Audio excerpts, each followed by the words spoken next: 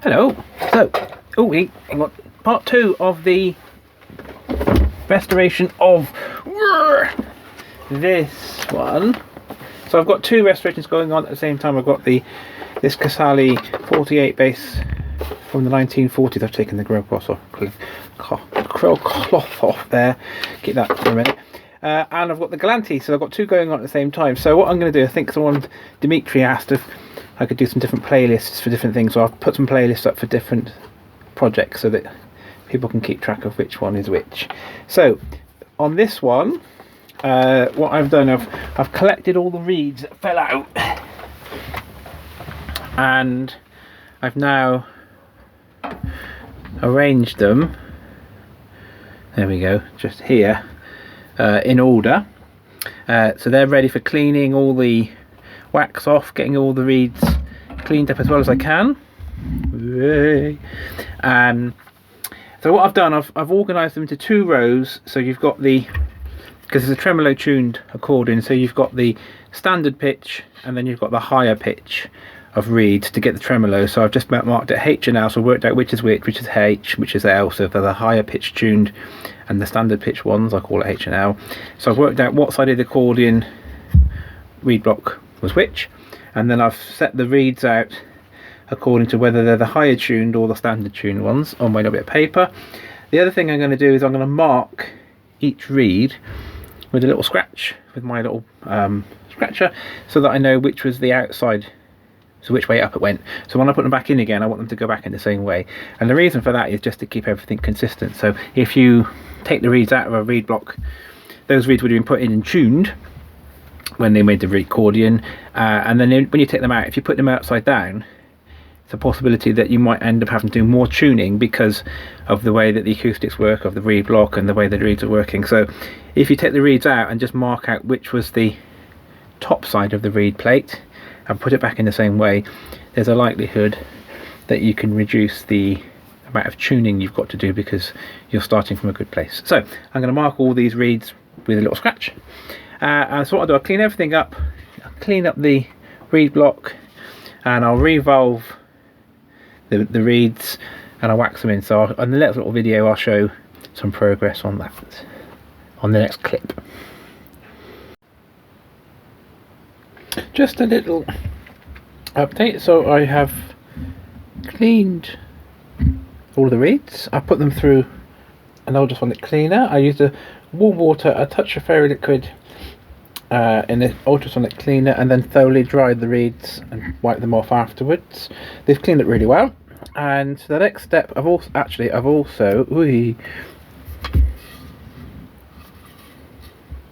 we go. So I've cleaned up the reed block, so got all the wax off and sanded it and got it as clean as possibly can. So that's ready to go. So the next step is I'm going to check all of the reeds and have a look at the tip height of the reeds and make sure that there's nothing, they're not too close to tips to the reed plate or too far away. So you're looking for around about the width of the reed height above the reed plate. So I'm going to go around and just check all of those and check the tip heights of the reeds. Once I've done that, I'm going to put the valves on. So I'll do another little clip in a second when I'm putting the valves on. Okay, just another little update here. So I've now checked all the reed tip heights, and I've assigned valves to each of the reeds apart from the highest 3, which didn't have valves because they didn't need them. And so I've got 1, 2, 3, 4, 5 different sizes of valves depending on the sizes of the reed. So on the lower reeds I've got slightly thicker valves with 3 layers, moving up to 2-layer valves, which are then getting smaller towards the top end. And so I've set them all out, and what I've done, I've turned all the reed plates over because I'm going to put the valves on the underside of each reed, then wax the reed in, and then once the reeds wax into the reed block, I'm then going to stick the other valve on the top. So all of these reeds are upside down now, I'm now looking at the underside, if you like. So now we're going to glue these valves on, then I'm going to wax them into the reed block. Before I glue them on, I'm going to take a photograph of this setup so that when I have got the reeds in the reed block, I can then make sure I've got the same valves for each reed. So I'm going to take a picture of this as well. So the next step is I'm going to glue the valves on. So I'm going to use a shoe glue, and I'm going to be then working out how much of the valve that I'm going to be sticking down. So it ranges from, say, about maybe just about a quarter at the biggest reeds, going up to a fifth or a sixth of the reed of the valve length on the upper reeds. So I'll do that next, and I'll show you all of the valves stuck onto the reeds before I start to wax them in. Good afternoon. So I've now got to the waxing in stage. So these reeds have all had the valves glued on, and I've trimmed the length of the valve and also the multi-layer parts as well, just to try and get them all nice and even.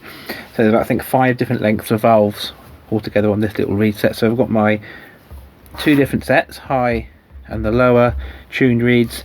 I've got my reed block cleaned up, and I've marked it H and L as well, so I know which side I'm going to be putting the reeds into.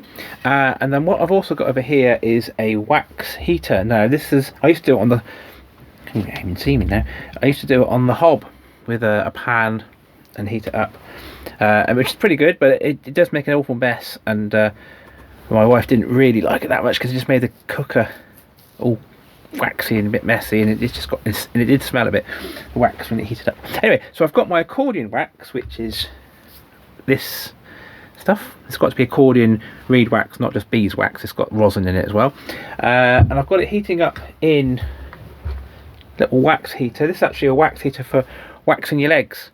So not that I ever wax my legs, but that's what it is. It's a wax heater for waxing your legs, but it works really well.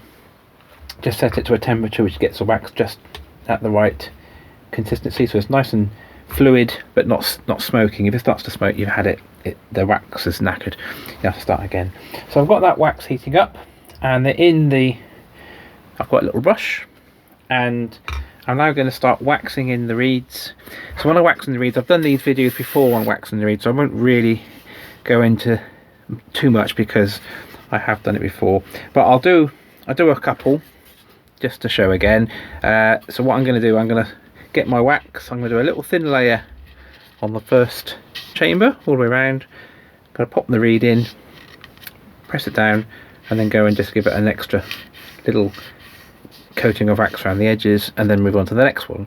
So I'll do one, and then I'll stop and just carry on and show you the end when I've got them all done. So I'm just going to make sure the wax is at the right temperature, so I'll just start that video in again, just 1 second. Okay, so I'm going to wax in one reed, and so let me just bring it around to there so you can perhaps get a better idea of what I'm doing. Right, so first of all, get my brush,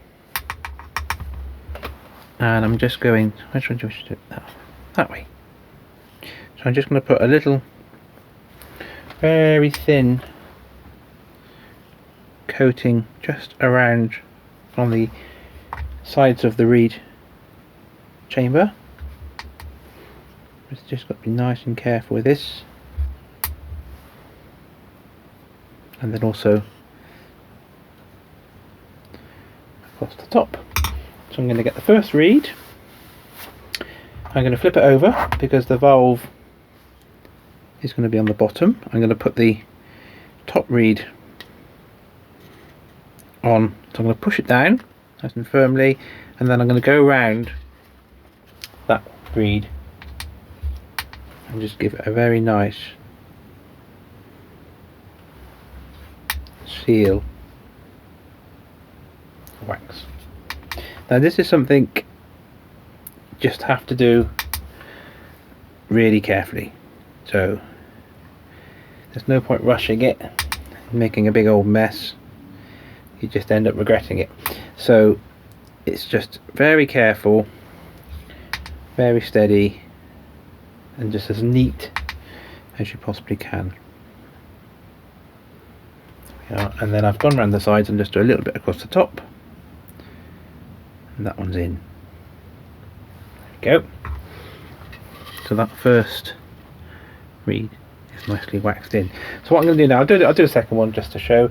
So again, I'm going to just go around the edge of that reed chamber,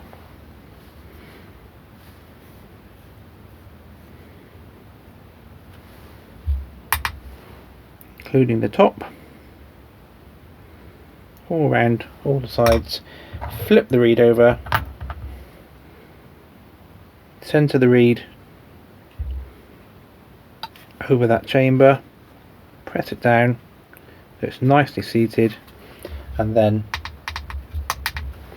I'll just go around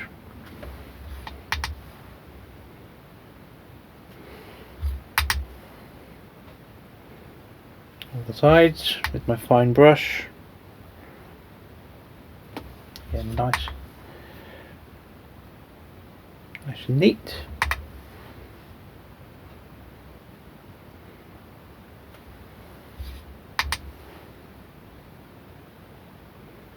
Yeah, including the top. There we go. So now I've got 2 reeds waxed in.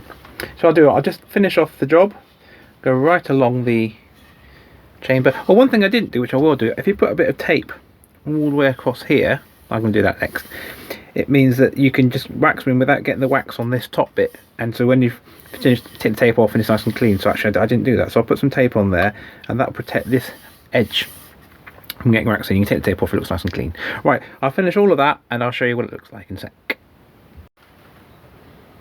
Okay, so here we go, all finished. So, well, this reed block anyway. So these reeds have now been waxed in, and I've put the valves on the outer layers, so it's all looking nice. It's all looking nice and neat and quite consistent. So yeah, that's good. That's the first reed block done, and I'm happy with it. I think it will absolutely fine. Now we'll leave it. I'm not going to do anything with it. I'm not going to play the bellows tuning table or try and tune anything for at least 24 hours. So I can just leave that wax just to get really nice and hard, or not hard, but harden up as much as it will solidify really, before we do anything really. Not going to touch that for a bit. So all I'm going to do next then is do the same thing for the second reed block, which is got all the black notes on it, which is quite nice, like the Casali. So do that one, exactly the same process, and that's all the reed blocks for the treble side. And then just have a look at the reed blocks, you know, on the bass side, all exactly the same. So what the next little clip I'll show all the reed blocks having been done following exactly the same process as this one. So that's that really. So once I've done the reed blocks, well, I'll just have a think. So I've cleaned up the grill. I'm going to put a new grill cloth on there. So that'll be one job that I'll do. What else am I going to do? So the other thing is, I'll just get this a minute, is to have a go at the pallets. So what I'm going to do is take off all of these pallets and then put a new layer of leather underneath the pallets, or maybe felt and leather, depends on how they look, and give all this a really good clean, because it's all a bit kind of dusty. So get a bit really nice clean, and get those pallets refaced.